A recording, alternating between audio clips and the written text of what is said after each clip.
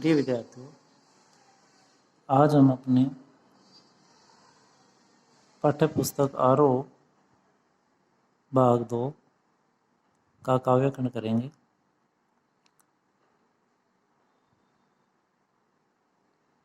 काव्यखंड में हमारी कविता बनती है, जो कि दूसरी है वो पतंग। इसका आधा भाग हम कर चुके हैं। आगे हम आज का जो है पद्य की व्याख्या वो करेंगे। आलोक धनवाद जी द्वारा लिखी गई कविता पतंग बच्चों की मस्ती, बच्चों की कल्पना और बच्चों के उत्साह उमंग से परिपूर्ण है। इस कविता में पतंग कविता के माध्यम से बच्चों की कल्पनाओं में खोना और पतंग के साथ किस तरह से वो जुड़ करके अपनी कल्पनाओं को साकार करते हैं और किस तरह से वो अपने जीवन में बिना डर भय के आगे बढ़ते हैं। तो देखिएगा,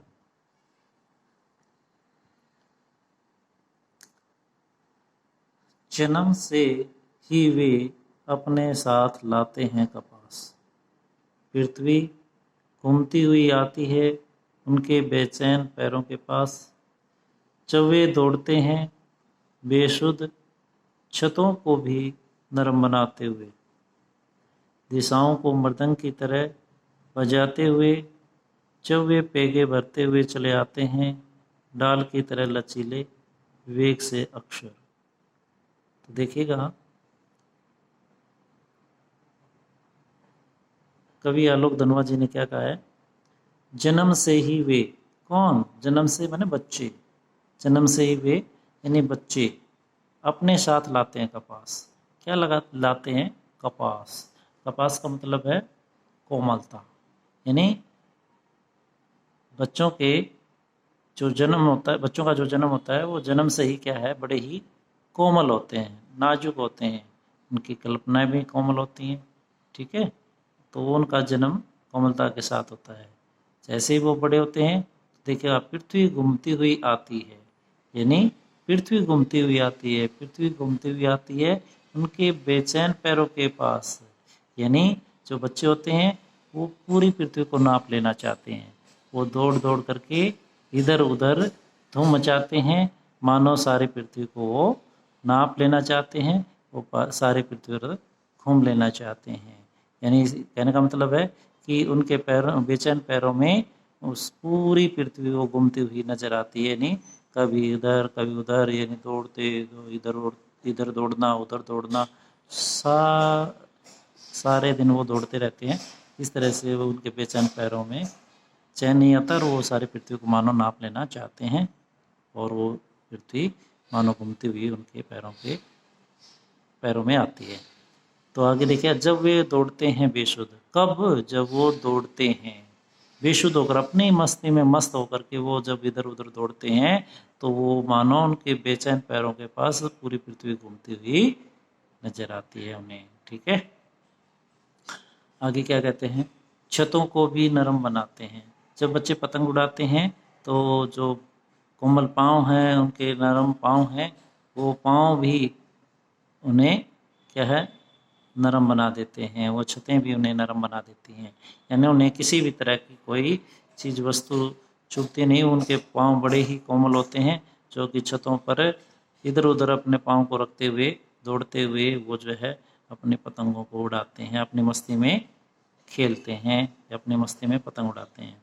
और क्या कहते हैं, दिशाओं को मृदंग की तरह बजाते हैं।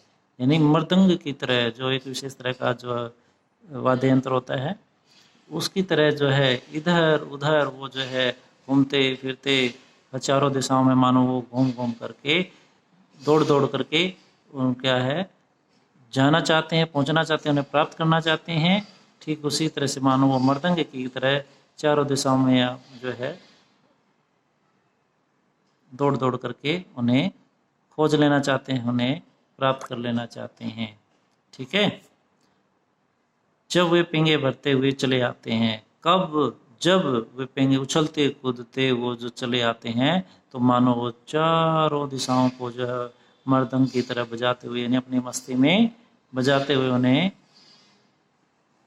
खोज लेना चाहते हैं, प्राप्त कर लेना चाहते हैं। ठीक है, उन्हें चारों दिशाओं को पा लेना चाहते हैं।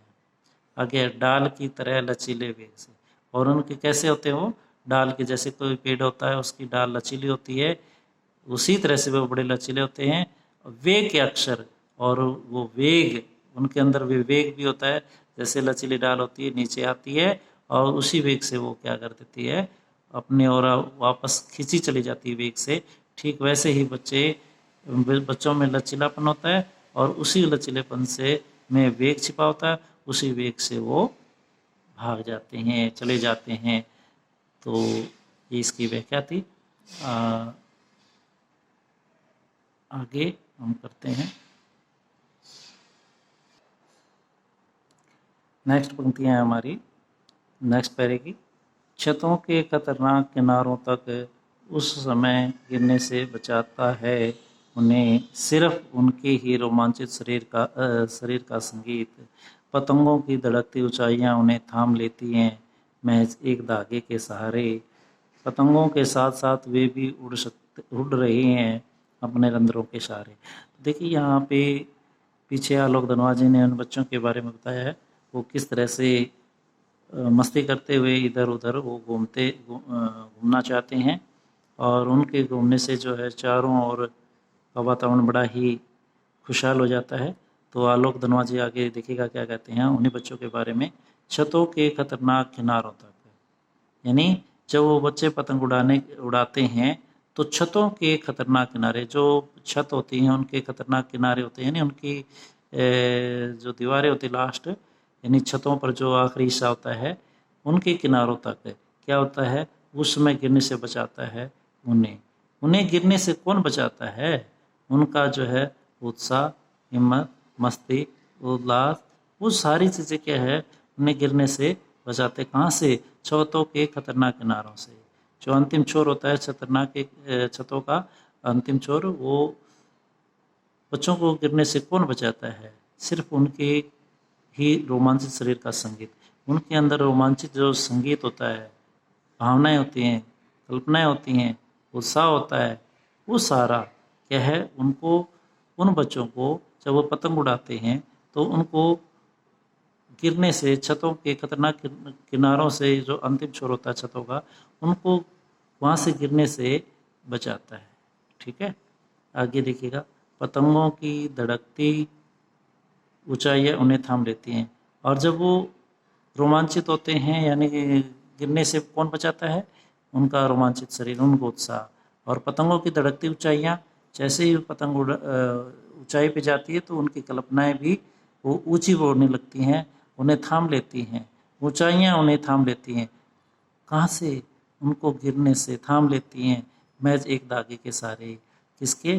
केवल एक जो धागा है पतंग का, जो उनकी कल्पना है, वो धागा ही केवल उन्हें छतों के अंतिम छोर से गिरने से बचा लेता है। ठीक है, आगे देखिएगा क्या कहता है। उसके सहारे वो गिरने से बच जाते हैं। पतंगों के साथ साथ वे भी उड़ रहे हैं, और ऐसे में वो बच्चे पतंगों के साथ साथ, पतंग तो उड़ ही रही हैं और पतंगों के साथ से वो अपनी कल्पना में खोए होते हैं, मानो वो भी पतंगों के साथ उड़ रही हों। ठीक है, अपने रंध्रों के सहारे। अपने रंध्र मतलब जो शरीर का एक एक जो रोया है, उस रोए में जो उत्साह उमंग छाया हुआ है, उस उत्साह उमंग मस्ती से मानो वो जो है पतंगों के साथ साथ उड़ रही हों। ठीक है, ये हमारी आज की व्याख्या हुई। सामान्य सी व्याख्या है, कोई ऐसी बड़ी बात नहीं है कि जो इसमें कोई विशेष शब्द हैं। और इसके साथ ही जैसे जैसे पहले बताया, प्रसंग, संकेत, प्रसंग, व्याख्या, भाव और विशेषता आदि वो लगातार करते रहें। अगर आपको लगता है ये व्याख्या जो है इसमें प्रसंग की, भाव की, विशेष की आदि की पूर्णतः आवश्यकता नहीं है तो वो पूर्वतः भी कर सकते हैं, परंतु भाव वो अलग होता है। भाव में ऐसा कुछ नहीं होता है कि भाव अलग ही बनता है, पूर्वतः नहीं होता। और विशेष प्रश्न है वो आप कर सकते हैं। तो इसके साथ ही हमारी जो पतंग कविता वो समाप्त हुई। नहीं, समाप्त नहीं हुई, इसका एक पैरा और बनता है, वो हम आगे करेंगे। आज के लिए इतना ही।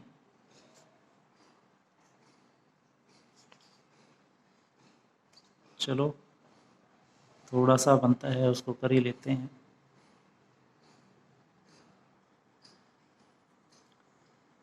तो एक पैरा और बचता है, वो और कर लेते हैं हम। अगर वे कभी गिरते हैं छतों के खतरनाक किनारों से और बच जाते हैं तब तो और भी निडर होकर सुनहले सूरज के सामने आते हैं। पृथ्वी और भी तेज घूमती हुई आती है उनके बेचैन पैरों के पास।